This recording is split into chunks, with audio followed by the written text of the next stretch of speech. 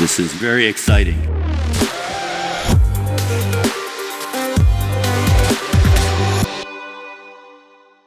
Hi, I'm Dale Peterson, and this is the Unsolicited Response Show. I know some of you, loyal listeners and viewers, have noticed the show has been on radio silence here in the first quarter of 2024 so far. There's been two reasons for that. One is I've been really busy with S4.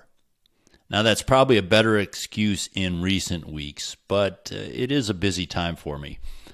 But the other reason, and probably the bigger reason, is I've been rethinking the podcast. There's a lot of ICS security podcasts out there, so I was trying to figure out what's my place in this new and growing arena. Having been really the first one out there, now there's a 10, 20, 50 of them. So I wanted to think, what is my voice? What is my content doing that's unique? And how do I want to change that for 2024? I've got some really good ideas. I think I'm looking forward to resuming it after S4 and changing it a little bit. I don't want to finalize anything. I don't want to tell you exactly what I'll be doing because I get a lot of ideas and motivation at S4. So I have a plan right now. I'm going to take in all this input from S4, and then after S4, you'll be getting weekly episodes as you did last year and in previous years. The first episodes are pretty easy because I get some great interviews from S4 that I put out on the podcast. But I have ideas for guests and formats that I think are really tailored to the early adopter innovator that I try to reach, as opposed to the much larger masses that need the 101 kind of information. But that's the plan, and that's why you haven't heard from me. Now, this episode is only going to be of interest to some of you. It is really an S4 attendees guide. So I'll go over what's happening at the conference, how to get the most out of it. Not an agenda by agenda item, but more the activities happening at the conference. If you're not coming to S4, of course you're welcome to listen, but it is going to be really geared towards the S4 attendee. So no hard feelings if you sign off, and just look for the next episode, and we'll go from there. Let's dive into it now. The main website is s4xevents.com, which you see here if you're viewing, and I'm going to show maps and things if you're watching on YouTube, but I'll do my best to describe them if you're not, if you're just listening. And a lot of information is here. The best place, though, to go is on the Huva S4x24 mobile app. Now, you've been getting, if you're an attendee, you've been getting emails encouraging you to sign up for this app. I think about 750 of the 1,100 have. I'd encourage those that haven't to do it, because you can get a lot of information on the website, but the app is in your hand, it's on your phone, and also there's things on the app that are not on the website. But let's start with a few tips on the app. First of all, there's the agenda. As you go through this and look at, I'm going to go to Tuesday here. As you go through the agenda and look at it, you'll see on the right side there's a little calendar with a plus on it. So as you're going through this, you might say, especially when we get into like 11 o'clock where, look, there's something on the main stage, stage 2, stage 3. Which one do I want to go to? Oh, let's say I want to go see, there's really a tough choice here. Marco's presentation is great. It's one of the few repeat presentations that I brought in. And also Clint's is great. But let's say I've seen Marco, so I'm going to go see Clint's. I could hit this plus and calendar mark. Now, on the web app, you can add it to your actual calendar, But what's even better in the mobile app is if you hit this plus button, it creates you your own agenda, my agenda, on the app. So this will track all the sessions that you picked. This is really going to be highly useful for you. The other thing that you get on the app is if you were to click read more on the app, you will see on the app there will be a little section that says handouts. Sometime around midnight, 1 a.m., the day of the presentation, we upload all the PDFs for the sessions. Oh, there's my phone. I'm going to hit pause on that. Sorry for that pause. I had to let my wife in the gate. What I was saying is you'll see on the mobile app, you'll actually see a handout. And this is the presentation that we load up, as I said, about 12 midnight, 1 a.m. the day before. So if I'm trying to decide if I want to go to Marco's or Clint's, I can actually go back and say, well, let me look at the presentation, see which one's better. Or I'm sure they're both good. Sorry, guys. I can see which one I really want to attend based on the content in the presentation. So that's one thing I want to tell you. The other thing is the app has maps, activities. You can ask Q&A for the speakers, social events. There is some interaction. There's polls going on, all sorts of things. You're going to want the app. It makes life a lot easier. It's gotten rave reviews the last 2 years we've used it, and we've gotten better at it every time.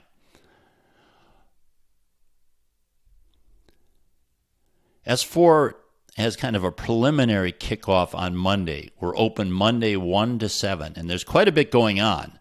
While we're busy setting up the main stage, stage 2, and stage 3, you can pick up your badge and do other things. So let me go over Monday.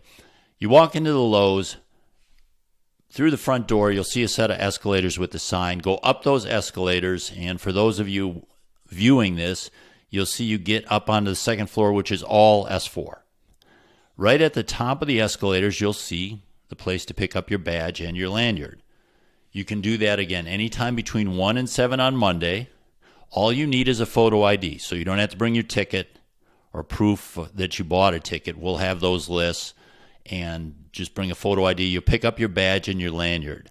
One thing that's important is that you always wear your badge and your S4 lanyard. There are security people. This is Miami, so we make sure who can get in. So that's one thing. And also at the social events, to get into the Cabana Sessions or the welcome party, you're going to need that. Now, if for some reason you forget your badge, we'll look on the sheet. We won't turn you away if you're a registered attendee, but it will make your life a lot easier if you're wearing your badge to get in and around the event. After you've gotten your badge and picked up your swag bag, which is really cool this year, we got some new things we designed, but you pick that up, then if you want to, there is a tour available. It's not that big of a venue, but they'll take you and show you where all the stages are, show you where the outdoor lunch tent is and such, and maybe take 5 minutes. So if you want to take a tour, you can, or if you don't, another thing you might want to do is talk to the concierge. I've never really been happy with hotel concierge. They tend to give the same 3 restaurant advice to every person. A lot of times if I go to a city, I know more than the concierge. But they can be, good ones are incredibly valuable. I had Liz find one of the best concierge in Miami Beach, and we hired them to work S4, them and their partner, Monday, Tuesday, and Wednesday.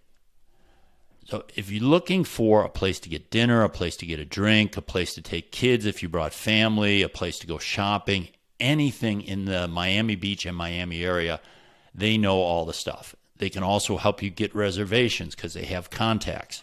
So I'd encourage you to consider, what are you going to do this week?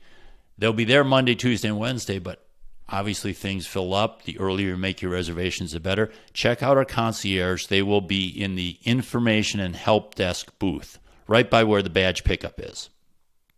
They've put together some information that you'll see in the emails, but they know a lot more than that. That's just kind of the summary. Talk to them. Say, I want Ethiopian food. I want Cuban food. I want a good place for a drink. They'll know where to go. Once you've kind of got the lay of the land, then you will head up to the 3rd floor. For those of you watching, this is the 3rd floor map. You just take the same escalator you took to the 2nd floor. There's one going up to the 3rd floor. There's 2 main things going on the 3rd floor. This is where most of the activity is happening on Monday. You will see there are 9 S4 Prime rooms. We did S4 Prime rooms when we moved to the Lowe's last year. It was our first time at the Lowe's. And I got to tell you that the sponsors were hesitant to sign up for the S4 Prime rooms. And then they saw them last year, and they saw the great interaction that they had with the attendees, and we had, I think, like 30 requests for 9 rooms or something like that. So we got to be very picky, and we tried to pick vendors that would have a good mix and also would be vendors that a lot of you would want to talk to. The S4 Prime sponsors we encourage them to bring their technical people, their product planning people, so that you can have really deep conversations. So, for example, on the ICS vendor side, we have Siemens, Schneider Electric, and SEL. Those are 3 of the 9 S4 Prime vendors. If you're a Siemens customer and have a question that you just can't get answered or want to know about future direction or anything like that, it's a great place to go. On the security side, we've got Dragos, TX1, Fortinet. I don't know what I'd call OT based. They're asset management and security a little bit. So you can check them out. Booz Allen for consulting, and ServiceNow for a lot of the convergence you're seeing in IT and OT process management, managing things like help desk and asset inventories and such. So those are the 9 that are up there. They have things going continuously Monday, Tuesday, Wednesday, Thursday. Basically, whenever S4 is open, those rooms are open. Now, they could have private meetings. On Monday, you can see what's happening in those rooms by checking out the agenda. We've allowed each of those 9 to put 2 hours in the agenda. We could have said, fill up all 6 hours, but then it would just be overwhelming. It would be hard to even look at the agenda if you have 9 6-hour tracks in there. We allowed them 2 hours. They don't have anything in the online agenda for Tuesday, Wednesday, Thursday, but there's activities going on up there. And we've put what's happening in those rooms on monitors by the escalators on the 2nd and 3rd floor. But I would encourage you just to swing by. That's probably the best, and see if there's something specific you want to see or talk to about. I'm sure they can tell you the best time to come up. In those rooms, it's a blank slate. We gave them the profile of the S4 attendee, the kind of things that most people are interested in, and then they can do what they will. You will see, for example, very good demo setups in there. So you can sit down and get a detailed demo, ask all your questions. There will be sessions in there. There will be roadmap meetings in there for future product directions, all sorts, hacking demonstrations, defense demonstrations.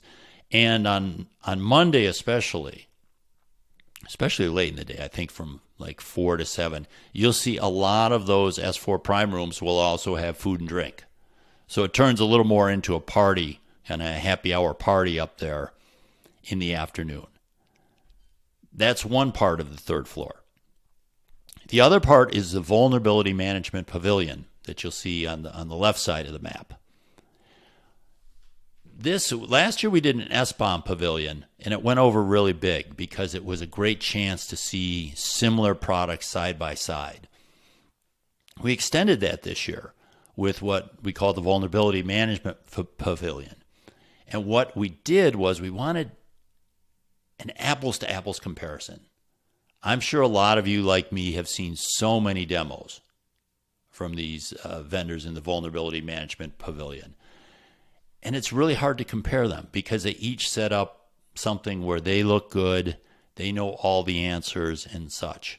What we wanted to do here was give them an ICS that they could all use to gather the same information.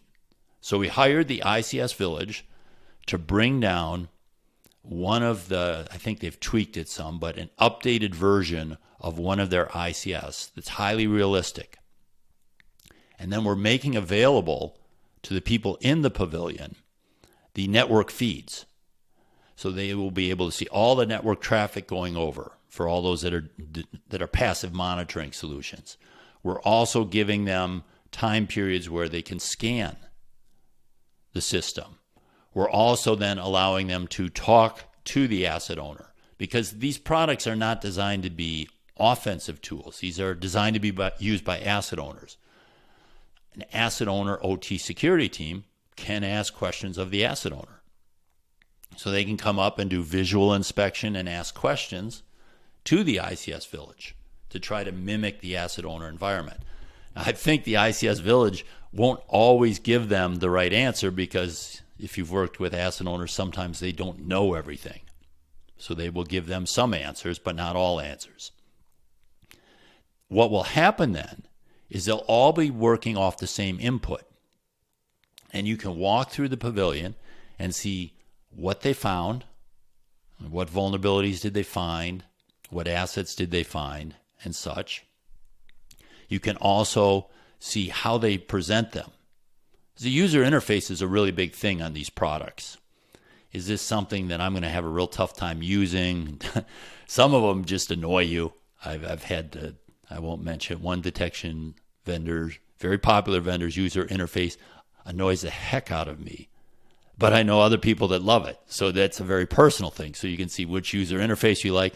And most importantly to me, what I'm going to be looking at is, what are the risk reduction recommendations they make? And how do they present them? Are they telling me, do this first, this second, this third? Are they giving me a laundry list of 1,000 things to do? Do I agree with what they're recommending? Because if they're recommending things, they have some methodology. I might want to ask, why are you telling me to patch this cross-site scripting of vulnerability on a PLC that, is insecure by design? So I might be doing that. I might want to see how flexible it is. Can I change how their methodology on their risk ranking? I really think this is going to be great, that you're going to be able to compare apples to apples in this pavilion. Here you see the players in the pavilion, and there's a mix. In the past we've done things where we've had a challenge where we've said we're actually going to declare winners and losers and have a way of evaluating them. We've had very mixed results with that. That's hard to do in a 3-day event. That's a big project, and it really wasn't possible here because we're talking about different kind of solutions. If I just kind of break these down, if you look like, for example, Adolis and Finite State, they're more on the SBOM side of it. So they're not only going to be looking at the main product, but seeing how they can pull it apart and look at its components. You have Run Zero and Tenable that are primarily, I'd call them scanning type solutions, although Tenable has the solution that they bought from Indigi, so they do some passive. And then FoxGuard, ForceGuard, Ortorio, Industrial Defender. So there's more in the traditional detection / asset inventory, but we have some on the scanning side. We have some on the SBOM side. So there'll be a variety of things for you to look at. There are a couple of things happening on the second floor, and here we're back to the second floor map. One is INL is bringing their ICS escape room. It's ICS Security OT escape room. They're bringing a new one down, one that hasn't been shown before, so if you've done a few of them, this will be new to you. That's going to open up at 4 o'clock, and that also will be open Tuesday, Wednesday, Thursday, but maybe you can be one of the first few people to solve it. The other thing you'll see all the way on the left, close to where Stage 3 was if you had come last year, it's a room we call the Birds of a Feather room. And it's not so much for presentations and panels or anything like that, but it's more for working efforts. But on Monday, we let the Women in ICS Security have that room. So they have 2 panels in there in the afternoon. But one last thing I want to tell you about Monday, very important if you're a woman in ICS security, I highly encourage you to go to the social event, which is 6:30 to 8:30 in Preston's Terrace. That's down on the first floor. It's a beautiful terrace. It's overlooking immediately the pool, and then you see the ocean at sunset. There's food and drink there. It is a woman-only event. And one of the things that we've done this 2 years. We did this in 22 and 23.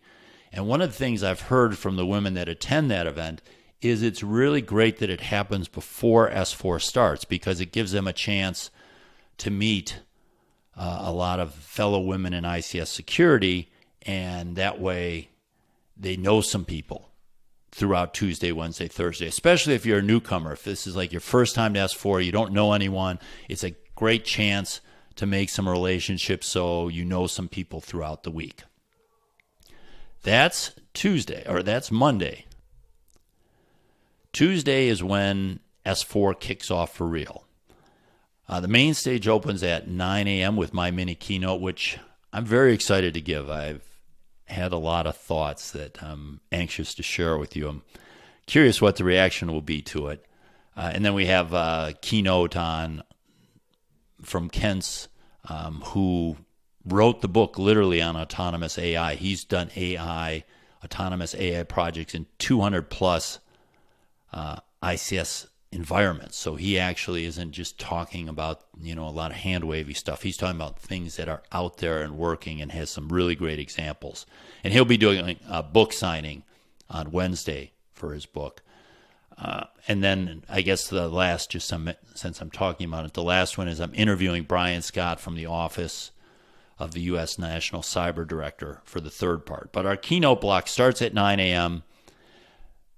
The event actually kind of opens up at 8 a.m. If you didn't pick up your badge on Monday, pick it up Tuesday between 8 and 9 a.m. Try to get down there a little early so that you're not waiting in line to get your badge for too long. Liz has promised me she's got like all sorts of ways to move people through the badge pickup quickly that morning so we can get you in there on time. Also at 8 a.m., we'll have coffee, tea, some other beverages, and a light breakfast. So that means, some danishes, croissant, bagel, something like that. It's a little different each day. If you're a big breakfast eater, you'll want to eat ahead of time. This is not a full breakfast. But if you just want a little snack or something, it's there. The S4 lounge will also be open. I need to move to the second floor map. That's the third floor map. There's the second floor map. The S4 lounge will also be open. You see it here in the rotunda. That's, we kind of wanted to have kind of a nice, like, coffee shop sort of vibe there. So you can get an espresso, latte, cappuccino, a little biscotti or something there. That's a sit-down place. So you go, check in, you can sit down for 30 minutes, 45 minutes, have a very sociable, relaxed drink. There's 12 bar seats with plug-ins if you need to recharge your phone or computer or tablet. That's there. That's going to be open all 3 days. It opens up at 8 a.m. each day. So if you have a little more time and you want to relax, you can sit down with a friend and have a nice cup of coffee there. I'd highly recommend that. The other things that open at 8, the S4 Prime Room's open again, the Vulnerability Management Pavilion's open, the INL Escape Room's open, and on Tuesday, our Worthy Cause exhibitor is Women in ICS Security. They had a bunch of events on Monday. On Tuesday, they have other ways that you can contribute, and one of the biggest things they're doing is they're setting up one-on-one coaching sessions for women in ICS security. Now, not all the coaches are women. There's some men coaches too, and what they do is you go up there and you talk to them a little bit. They see where you are in your career. If you want to share what you want to talk about, then they try to match you with a list of coaches. You can also go, let me pull this up. You can also go to the Women in ICS Security page, and you can see more about their workshops, their career pathing panel, the one-on-one coaching sessions. You can sign up here, but you can also sign up in the lobby and also talk to them about how you can volunteer in other areas. Okay, back to the map here. So that's all that's happening at 8. Those things go on till 5 o'clock at night. At 9 o'clock, we have the main stage opening up. That's always a fun time. 10:30 is our morning break, and that's when you really start to have choices. Beyond all the things that opened up at 8, at 10:30, we take a break from 10:30 to 11, and then the main stage reopens at 11. Stage 2 and Stage 3 open up at 11 o'clock. So all 3 stages are running at 11. The Birds of the Feather has 2 sessions that afternoon. You'll see those on the agenda. And you just have a lot of choices. One thing I'd like to point out is talking to your peers there. New relationships, refresh relationships, reestablish them. That's a big part of S4. As much as we work so hard on the sessions and activities, the people there is really what makes the event. It's, best in world, early adopters, influencers. If you want a chance to sit down and talk to people, there's a couple of places you can do that. The 2 best ones I recommend, one is the S4 Lounge. We talked about that. The other one is if you walk towards stage 2, go out the door and down the stairs, you'll see a big outdoor tent there. And that is available for you anytime Tuesday through Thursday lunch. Now, at lunchtime, it gets very busy. That's one of the places we serve lunch. But outside of lunchtime, I found last year a lot of people spent time out under there having meetings, just talking to people. So if you're looking for a place, where's a quiet place to talk, it's Miami and Miami Beach in March. The weather should be nice. You're in the warm weather, but not in the bright sun. So feel free to use that to meet people. At 11:30 to 1:30, we have lunch. Pick the time that works best for you, just like anywhere else. It's less crowded first thing at 11:30 and at like 12:45 or 1 o'clock. So if you go there right at noon, it might be some of the most crowded. There's 2 places to get lunch, the outdoor tent I just mentioned, and then we also close off part of the main stage, and the ballroom between the main stage and stage 2 is converted to lunch. So we have inside lunch and outside lunch. You can also get a lunch and possibly take it up to the S4 Prime rooms if they have a session you want to sit in on. Just do whatever works for you during that time. It is a full lunch. You'll have plenty to eat. We will include the lunch menu in the daily update so you can see what's what. If for some reason you don't want to eat lunch there, there's also other restaurants close by and in the Lowe's. I know a number of people have gone down to Preston's in the Lowe's to eat lunch. But the lunches are quite good. We're very happy with our caterer. You go through that, you eat your lunch, you see the afternoon sessions, and then we move to the welcome party. The welcome party is 5 to 8 p.m. at the Miami Beach Botanical Garden. All attendees are, of course, welcome. Bring your badge and lanyard, wear that. If you have a spouse, a partner, kids accompanying you, family basically, if you have family with you, they can also come to this event as well as the Cabana Sessions on Wednesday. All you need to do, you don't need to pick up anything in advance or tell us, just come to the event wearing your badge with your lanyard and meet one of our team there and just, introduce your partner, your kids, and they'll let you in. To get there, there's 2 ways. One, you can walk, and those viewing can see this crude map that we have. It's also going to be up on the app and in the email on Tuesday. It's about a 15-minute walk. It's quite nice. If the weather's nice, I usually walk there because I've been sitting all day, so it's a very nice walk. But we also have buses that run from the Lowe's right outside the front door of the Lowe's. You'll see our buses. I think there's 3 of them. So they're pretty much shuttling back and forth. You shouldn't have to wait long at all for the bus. And it's a very short ride there, so you can save yourself the 15-minute walk. Those buses are running continuously. So if you decide I've had enough of the party, although I doubt it, but if you do and you want to go back at 6:30, you can walk or hop on the bus, whatever you prefer. Once you get to the welcome party, there's a lot going on there. So now I have the welcome party venue map up.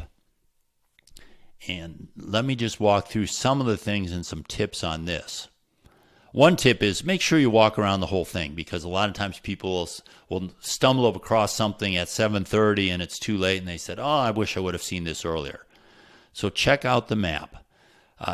There's good food there. I think you're going to enjoy the food that we have there.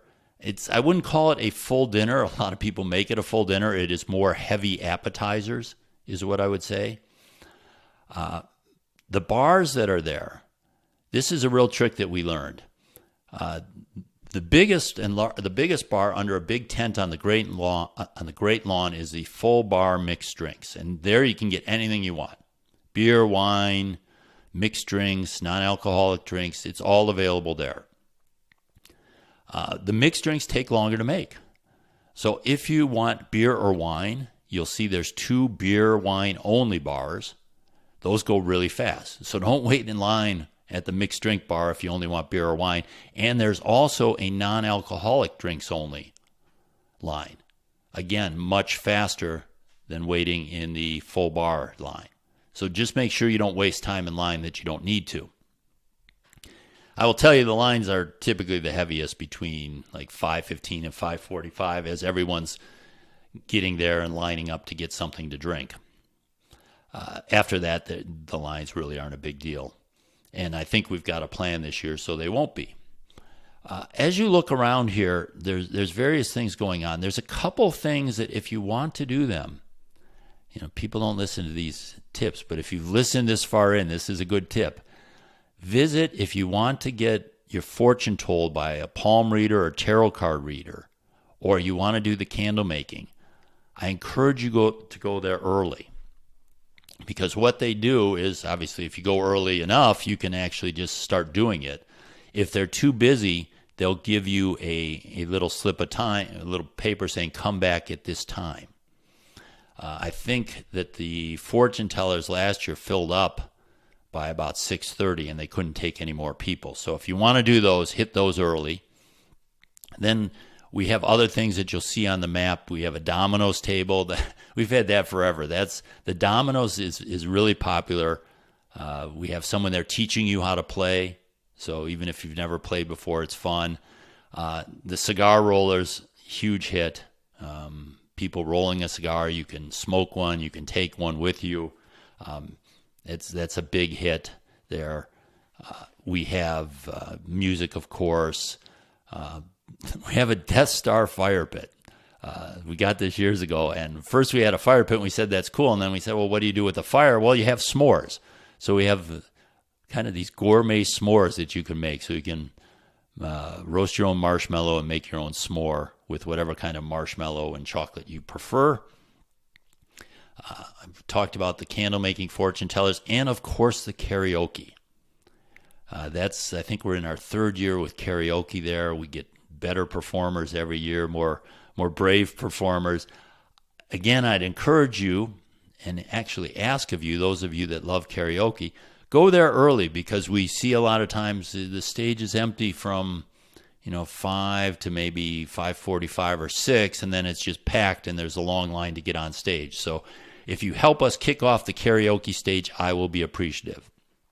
Again, this is open till 8 o'clock, and then we kick you out and you either go somewhere else, you go to the Beer Isac, you go to Sweet Liberties for a gorgeous cocktail, or go to sleep, whatever you choose. Enjoy the rest of Miami Beach for the night.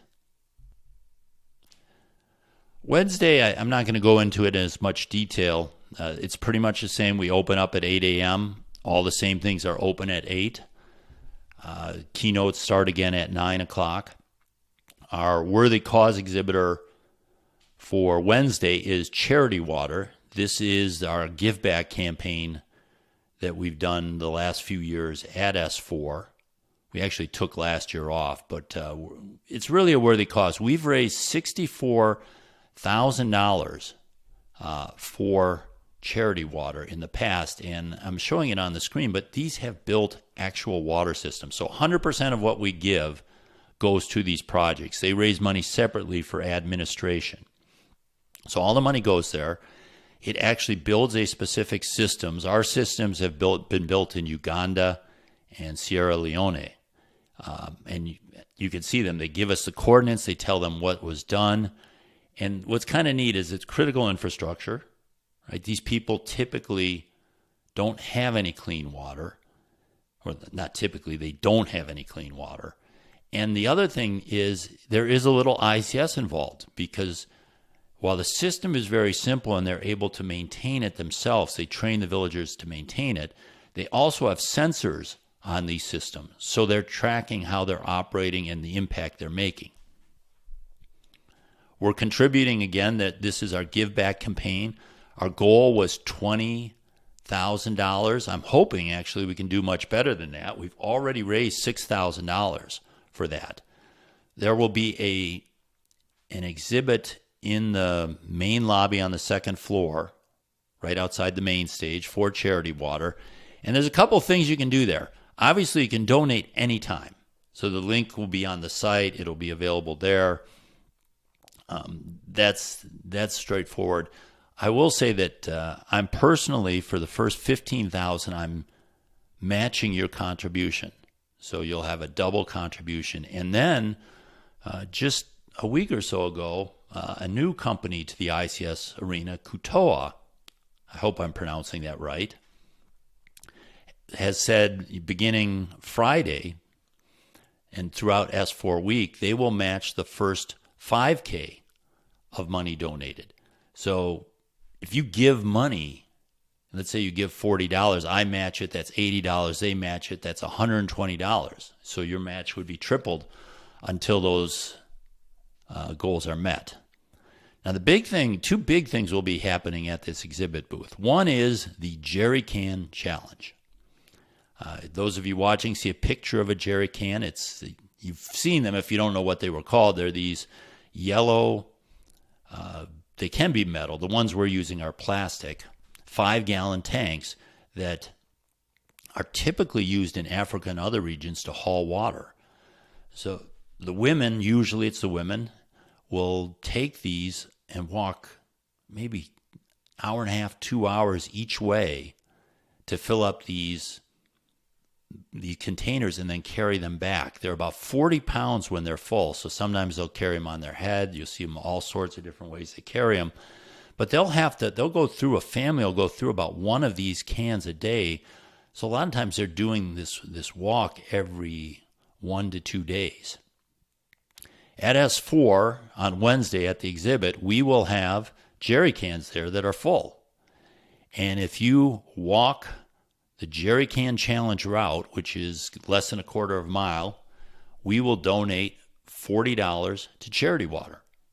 So if you are unable to give money, but you are willing to use your strength and brawn to contribute to the cause, we will donate $40. The other thing that's going on in the booth is Xylem has a charitable arm they call Xylem Watermark, and they have a bingo card that involves you doing things that will reduce your water usage and also keep the water supply, the groundwater, clean. And it's a bingo card, and if you do some of the items on that card, Xylem Watermark will also donate money to charity water. It's kind of a double with them. Not only are we're keeping our water clean, and we're helping other people get clean water. That's what's going on with the charity water. 9 a.m., as I said, on Wednesday, the keynote start. Sessions run on Wednesday until 1 p.m., and then we do something very different. This was another thing. People were skeptical 5 or 6 years ago when we started it, but we then go to the Cabana Sessions. Now, to walk to the Cabana Sessions is really easy. There's no buses. It's so close. We're 1601 Collins Avenue. They're like 1715 Collins Avenue. So you just go out of the Lowe's, make a right turn, walk down to the Surf Comer Hotel, go through the lobby, back to the pool, and you are at the Cabana Sessions. Just like the welcome party, there's a lot of things happening at the Cabana Sessions. This is where you will get your lunch. So again, there will be a full lunch at the Cabana Sessions. Throughout the day, there's snacks and there's drinks, regular non-alcoholic drinks, and beer, wine, and other drinks available for you at the Cabana Sessions from 1 to 5. There's also a lot of activities. We have different games. We have tattoo artists, caricature artists, T-shirts being made, all sorts of activities going on that you can see on this Cabana Session map that I'm showing on YouTube. It will be available to you as an attendee on the daily email. In addition to all that activity, and you're outside in the sunshine, we also have Cabana Sessions sponsors there. And they are spread out through the lower cabanas, and then some of them Essentials on a patio. Armis and Clarity are up on the upper deck. And then there's some tents on the lower deck for Tenable, OpSWAT, and Nozomi. One of the nice things, it's really hard to understand until you experience it, but it's something, the nighttime events are great, but there's something about a daytime event that is very relaxed over time that I would say this is where some of the best conversations take place. Just because there's no pressure, everyone's kind of relaxed, they're in the flow, they're in the spirit of S4. So what we normally see is people come over for lunch and end up staying the whole day. I think you'll really enjoy it. There's a lot to see and do. There's obviously music there, food, drink, everything. So I think you'll enjoy that. But then you are done. So that's from 1 to 5. At 5 p.m., you're on your own. I'm not going to list it here, but I do know that many of the sponsors and even companies that are non-sponsors have events going on Wednesday night. That's kind of the big non-S4 event time. I'd say the S4 is closed Wednesday night. There's nothing happening, but we see, I think there's a big women in ICS security dinner. There's a movie night with like a drive-in movie that 4 or 5 vendors are sponsoring. There's a number of events going on. I'm sure you'll hear about more of them. We don't tend to put these events on the website because not all of them are open to everyone. But I'm sure you will, if you want to, you will have plenty to do on Wednesday night because I've just been amazed at how it's almost like I don't want to compare it to the RSA show, which is like, the RSA show is probably 50x as large or more than S4. But it's starting to be the same sort of thing where a lot of it is the events around the event. And Wednesday night is the biggest example of this. Then on Thursday, we actually get to, hold on a second. Okay, I'm back trying to do this on a one take since I'm so busy here. So hopefully you're getting something out of this. But Thursday is day 3. Again, things open up at 8. The keynotes start at 9 o'clock. We do have 2 opportunities for you to speak on Thursday, and you should see opportunities to sign up for these. You're not guaranteed a spot, but we're still looking for more. The first one is the game show My Favorite Metric.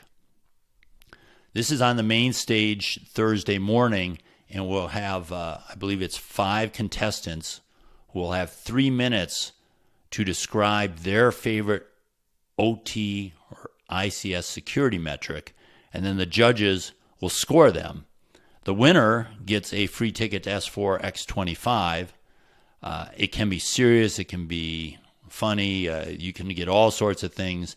But we're really looking for, if you could just have one metric, which one would it be? Ron Fabella is the host of My Favorite Metric, and we are still looking for contestants. You will see places to sign up for potentially being a contestant in the emails that you get.